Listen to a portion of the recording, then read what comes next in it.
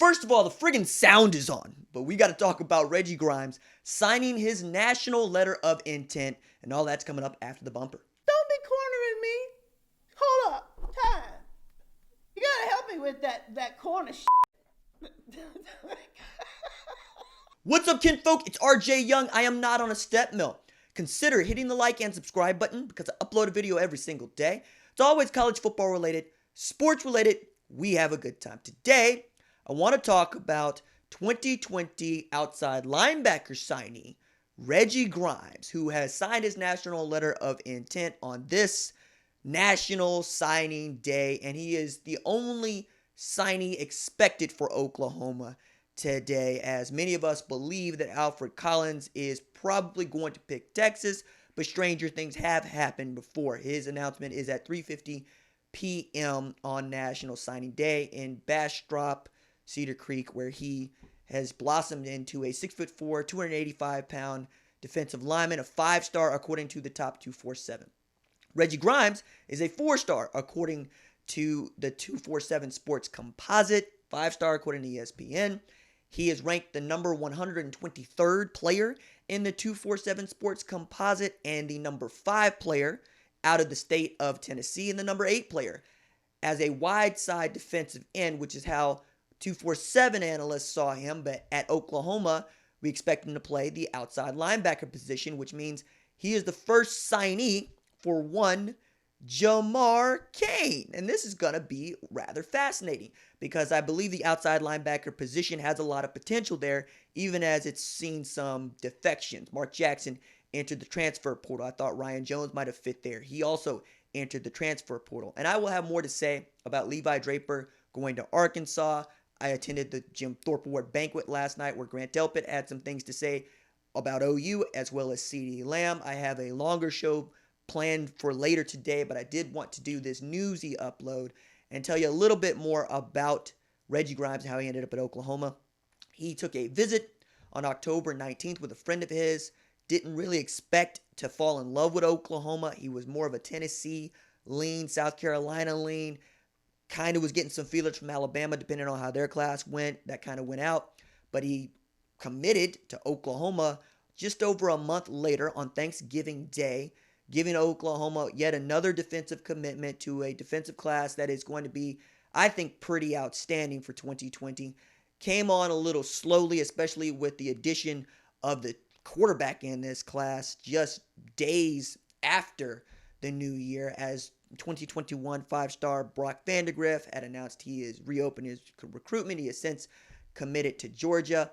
But defensively, Oklahoma not just has Reggie Grimes, but also Brendan Walker, who could play inside or outside. I think he's more of an inside kind of guy, can help provide you some depth at that position. Shane Witter is a sneaky good signing for Oklahoma.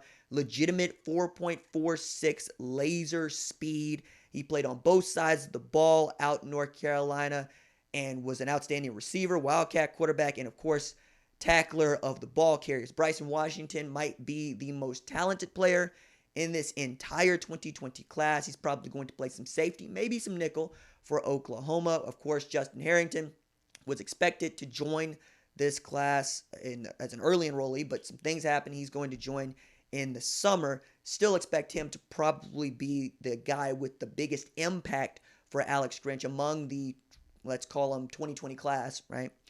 That is joining, because he's going to be able to help you out at maybe some nickel, or allow you to at least move Pat Fields down to nickel so that you can put him in as a strong safety. Justin Harrington can return kicks. He's an outstanding tackler. He was a single high safety, free safety out at Bakersfield. I really enjoy his game. He's enormous for his position, about 6'3", 215 pounds. Gonna enjoy watching him play. I really am excited to see what Perion Winfrey and Josh Ellison can provide this Oklahoma defensive line, with Neville Gallimore probably being a second-round pick, might creep into the first round of the NFL draft based on what he does at the Combine or his pro day. Sneaky good player, but so is Perion Winfrey and Josh Ellison. You get another year of LaRon Stokes. I expect him to really be the anchor on that defensive line this year. Another year of Jalen Redmond. He's going to really come into his own this year, I would expect. Ronnie Perkins, when he gets back from suspension, you return your best pass rusher, leading sack artist last year. And of course, you want Brian Asamoah to continue to grow. Deshaun White is going to be your man in the middle of defense after playing what they called will linebacker, moving into the Mike linebacker. I really think that they're kind of interchangeable depending on how you see Alex Grinch's defense, whether it's a 4-man front or a 3-4 or a 3-3-5. I know we call it a 3-4 because we kind of look at that Ronnie Perkins position as kind of an outside linebacker, but I tend to think of it as a 3-3-5 where they drop down that third guy, or even a 4-2-5 depending on how you feel about your nickel situation. But the thing is, they run 5 defensive backs, right? And that's where you need the most help. Jaden Davis is going to have to really take over that spot that is being vacated by Parnell Motley, who is going to hopefully get drafted into the NFL this year. Hoping to see a couple of other guys come back into the fold that played really well, like John Michael Terry, who went down with a non-contact knee injury. I believe it's an anterior cruciate ligament injury.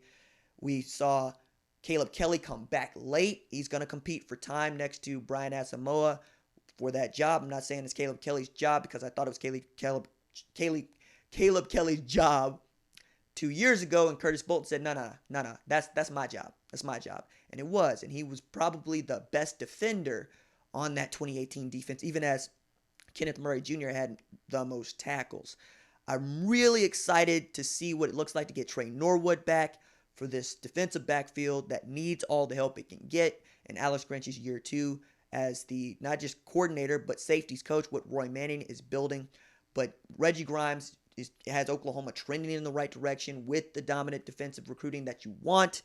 We'll see what that means going into the 2021 class. I got to say, I sought out Ethan Downs at the Paycom Jim Thorpe Award banquet where we, among other things, honored all state players. Ethan Downs is enormous, guys. It was my first time to actually get to shake his hand and meet him after having talked with him for so long. And he is a class act. He looks really good in a suit. He's very quick. I told him that it was a buddy of mine that said, he knew Ethan. And I said he wanted to give you a swift kick in the pants. And he said, he turned around. He said, here you go. And he's just quick. I really like it. There's also a couple of other guys that were all-state selections that we'll talk about at length when I do the longer video. Andrew Rame, of course, was in there. But one of the guys that you need to keep your eye on, man, Ethan Johnson out of Ringling he's walking on his preferred walk-on. That's a big boy.